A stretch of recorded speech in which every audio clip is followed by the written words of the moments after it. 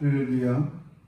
오늘 은혜 받을 하나님의 말씀은 요한복음 21장 15절 말씀입니다. 제가 받들어 봉독하겠습니다. 그들이 조각 먹은 후에 예수께서 시몬 베드로에게 이르시되 요한의 아들 시몬아 내가 이 사람들보다 나를 더 사랑하느냐 하시니 이르되 주여 주님 그러하외다. 내가 주님을 사랑하는 줄 주님께서 아시나이다. 이르시되 내 어린 양을 먹이라 하시고 아멘. 할렐루야. 하나님은 사랑이 많으신 분이십니다. 아니 하나님은 사랑 그 자체이십니다. 요한일서 4장 8절에 보면 사랑하지 아니하는 자는 하나님을 알지 못하나니 이는 하나님은 사랑이십니다 라고 말씀합니다. 이처럼 예수님께서도 사랑이 많으신 분이십니다. 그 사랑이 많으신 예수님께서 제자들을 사랑하셨습니다. 이 사실을 알고 있었던 예수님의 제자 가운데 한 사람은 말하기를 주님께 사랑받는 자라고 자신을 소개합니다. 예수님의 사랑에는 몇 가지 특징이 있는데 우리 예수님은 사람을 사랑하실 때 끝까지 사랑하십니다. 그리고 예수님은 그 사랑하는 자들을 위해서 자신의 목숨을 버리십니다. 그리고 예수님께서는 제자들이 주님을 떠나고 또 주님을 부인함에도 불구하고 그럼에도 불구하고 사랑하십니다.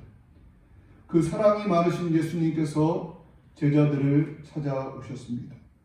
자신을 만나 부활을 이제 깨달았음에도 불구하고 또다시 물고기 잡으러 간 그들을 찾아와서 만나 주셨습니다. 그리고 그들을 먹이셨습니다. 숯불에 구운 생선과 떡으로 먹이셨습니다. 하나님께서는 노뎀나무 아래에서 죽기를 이렇게 간구하는 엘리야 선지자를 찾아와서 그에게 떡과 이제 물을 마시게 한 것처럼 우리 예수님께서는 베드로를 찾아와 주셔서 제자들을 찾아와 주셔서 그들에게 구운 생선과 떡으로 조반을 먹으셨습니다. 그리고 베드로에게 물으십니다. 요한의 아들 시몬아 내가 이 사람들보다 나를 더 사랑하느냐? 저는 예수님께서 조반을 먹은 후에 제자들에게 아니 베드로에게 요한의 아들 시몬아 내가 나를 사랑하느냐라고 물으시는 이 물음을 살피면서 함께 은혜 나눌 수 있기를 바랍니다. 먼저 예수님께서 베드로에게 요한의 아들 시몬아 내가 나를 사랑하느냐라고 물으신 이유가 무엇입니까? 여러 가지로 설명할 수 있겠지만 저는 확인하고 싶어서 그렇게 물었다고 봅니다. 우리가 결혼 생활을 하다 보면 이제 가끔 가다가 서로 질문을 던지게 됩니다. 자기나 사랑해? 라고 질문을 던지게 됩니다. 그들이 사랑하는 것을 알고 있음에도 불구하고 그렇게 질문을 하는 이유가 무엇입니까? 그것은 확인하고 싶다는 것입니다. 또 예수님께서 이렇게 물으신 이유는 무엇입니까? 그것은 바로 듣고 싶은 것입니다. 사랑한다는 말을 듣고 싶기에 그렇게 묻고 있다는 것입니다. 예수님께서 베드로에게 물으신 이 질문은 크게 두 가지로 해석할 수 있다라고 학자들은 말을 합니다. 요한의 아들 시몬아 내가 이 사람들보다 나를 더 사랑하느냐? 이 사람들이란 말에 보면 번호가 붙어 있고 성경 아랫부분에 보면 그 번호에 맞게 이렇게 되어 있습니다. 이것들이라고 기록됐습니다. 이것을 나눠주라고 하는데 이것을 이렇게도 해석할 수 있다라는 뜻입니다. 그러면 이 사람들보다 나를 사랑하느냐 이 말씀을 이것들보다 나를 더 사랑하느냐라고 해석할 수도 있다는 것입니다. 이것에 의지해서 오늘 말씀을 다시 한번 살펴보면 요한의 아들 시몬아 내가 이것들보다 나를 더 사랑하느냐 이것들 눈에 보이는 배나 물고기 내가 가지고 있는 그런 꿈 이런 것들보다 나를 더 사랑하느냐라고 묻고 있다는 것입니다.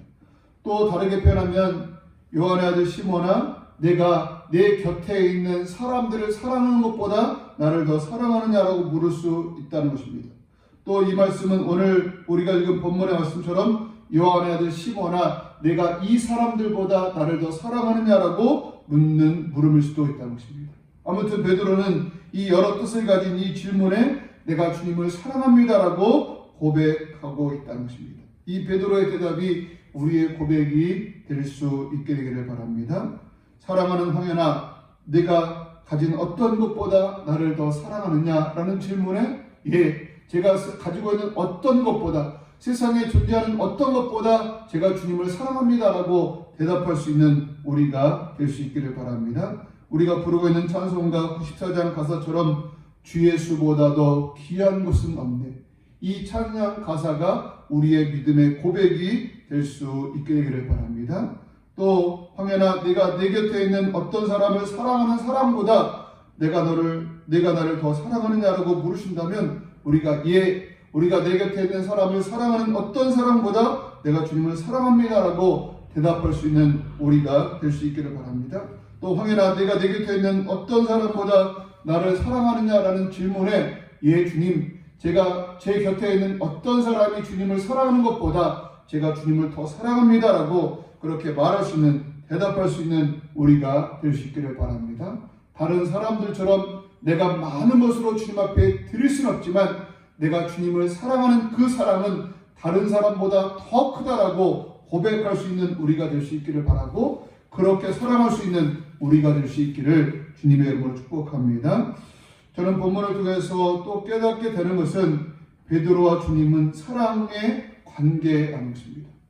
예수님께서 제자들을 사랑했고 또 제자들이 예수님을 사랑했고 서로 사랑을 주고받는 그런 관계라는 것입니다. 그런데 제자들의 주님을 향한 사랑은 흔들리는 사랑이었는 반면에 우리 주님이 제자들을 사랑한 사랑은 흔들리지 않는 사랑이었다는 것입니다. 제자들은 주님을 사랑했습니다. 그러나 그들은 어려움이 오고 고난이 오고 역경이 올 때에 그 주님을 떠나갔습니다.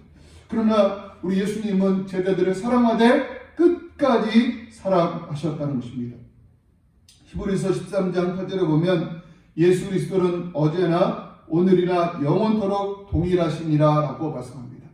예수님은 어제나 오늘이나 영원토록 동일하다라고 말씀하고 있습니다. 이 말씀을 사랑과 이런 관계에서 살펴보면 우리를 향한 예수님의 사랑은 어제나 오늘이나 영원토록 동일하다는 것입니다. 예수님이 우리를 사랑하는 그 사랑은 어제의 사랑이 다르고 오늘의 사랑이 다르고 내일의 사랑이 다른 것이 아니라 어제의 사랑이나 오늘의 사랑이나 내일의 사랑이 동일하다는 것입니다.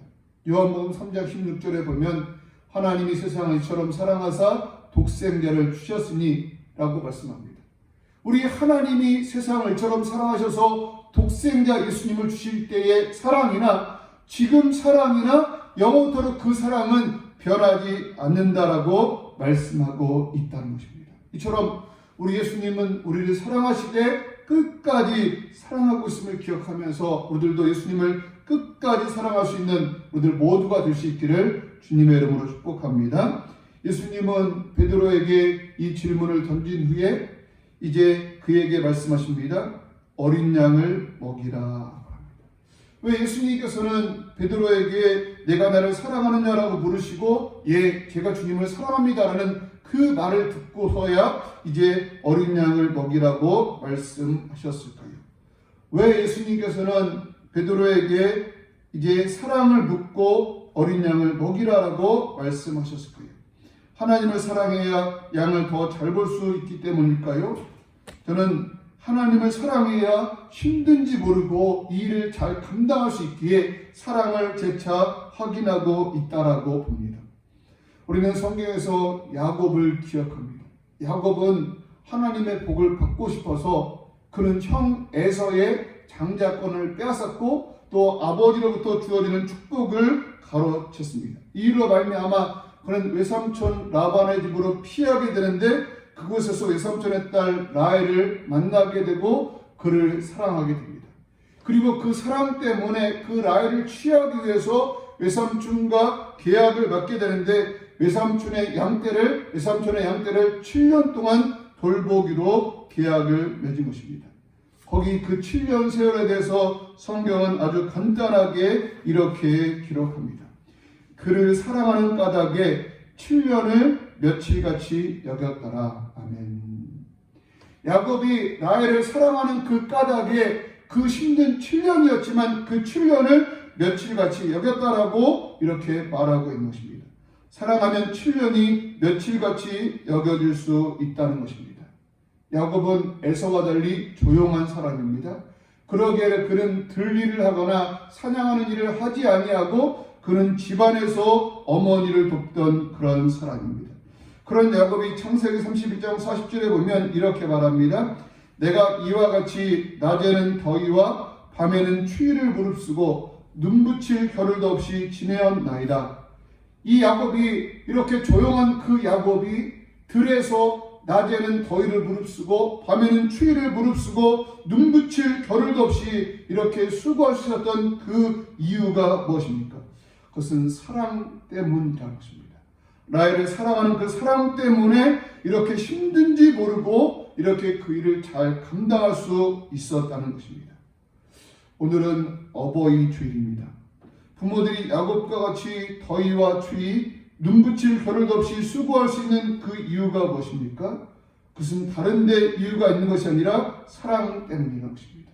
아내를 사랑하고 남편을 사랑하고 자식을 사랑하는 그 사랑 때문에 그들은 그렇게 힘들게 일하며 수고할 수 있다는 것입니다. 이처럼 우리를 사랑해서 수고의 땀을 흘리는 부모님 은혜에 감사할 수 있는 어버이 주일이 될 수 있기를 주님의 이름으로 축복합니다. 저는 오늘 말씀을 준비하면서 깨달은 것이 있다면, 우리가 사명을 받은 이유는 우리에게 능력이 있어서, 좋은 실력이 있어서 사명을 받은 것이 아니라 바로 하나님을 사랑하는 사랑 때문에 하나님께서 우리에게 이렇게 일을 맡겨주셨다는 것입니다. 목회자들이 실력으로 치면 성도들보다 못할 수도 있습니다. 그러나 하나님을 사랑하는 사랑으로 말하면 우리 목회자들은 이제 하나님을 사랑하는 그 사랑은 누구보다도 뒤지지 않는다라고 말할 수 있을 정도로 하나님을 사랑한다는 것입니다. 그러기에 하나님께서 부족함에도 불구하고 이렇게 일을 맡기시는 것이 아닌가 감히 생각해 보게 됩니다. 예수님은 자신을 사랑하는 자에게 자신의 양을 맡기고 싶어 하신다는 것입니다. 그러면 예수님께서는 자신의 양이 어떤 존재이기에 이처럼 자신을 사랑하는 자들에게 자신의 양을 맡기고 싶어 할까요? 그것은 자신의 어린 양은 천하보다 귀한 존재이며 자신이 대신하여 죽은 형제이며 또한 존귀한 존재이기 때문입니다. 그러기에 그런 양들을 아무에게나 맡길 수 없기에 자신을 사랑하는가 묻고 또 묻고 또 묻고 자신을 사랑하는 그 베드로에게 자신의 양머리를 맡기고 있다는 것입니다. 주님의 일을 함에 있어서는 능력이나 실력도 중요하지만 주님을 사랑하는 사랑이 우선되어야 한다는 것입니다. 고린도전서 13장을 보면 천사의 말을 하는 사람도 사랑이 없으면 아무런 유익이 없고, 또 산을 옮길 만한 믿음이 있을지라도 아무것도 아니고, 또 많은 것을 구제하고 심지어는 몸을 불사르게 내어준다 할지라도 사랑이 없으면 아무런 유익이 없다라고 말씀하고 있습니다. 주님의 일을 함에 있어서 가장 중요한 것이 있다면 그것은 바로 사랑인 것을 기억하면서, 하나님을 사랑하는 그 사랑인 것을 기억하면서 하나님을 사랑하는 마음으로, 하나님을 그 사랑하는 사랑 때문에 주어진 일에 최선을 다할 수 있는 우리들 모두가 되어줄 수 있기를 주님의 이름으로 축복합니다. 아멘.